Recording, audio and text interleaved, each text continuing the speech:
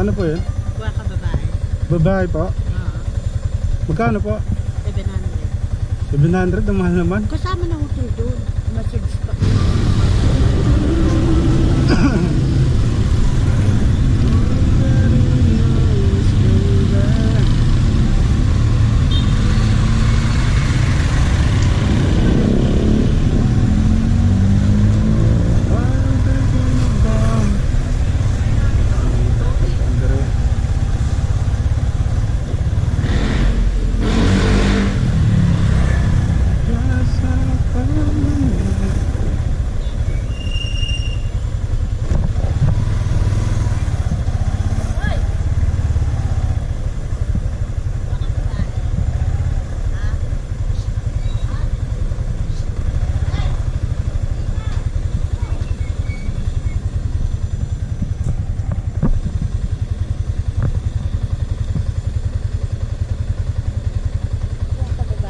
Ano po yun?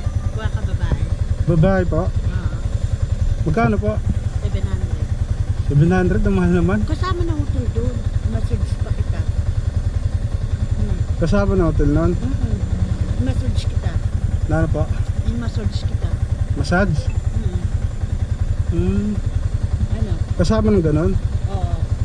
Nagbibideo ka? Hindi, nakapatay ho yan. Saan po yung hotel dito? Dito po sa Rads. Ay, sa Rads.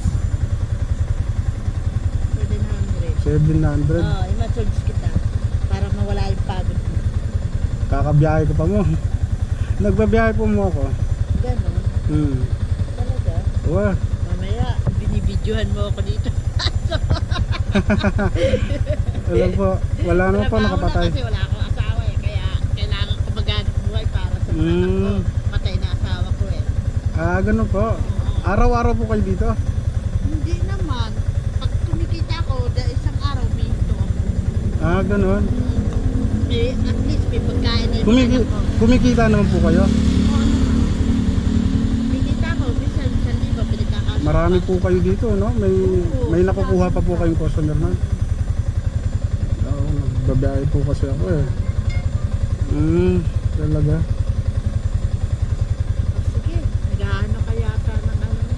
Nag-aabang lang ako ng booking eh. Ayan, no? Ayan, mag-aabang ako ng booking. Ayan, tinitingnan ko. Ayan pa lang yung biyahe ko, naka-apat pa lang ako. Dapat ka pala. Oo. Ang haba ng tinatakbo na. Oo, malalayo po. Galing pa po. Deep,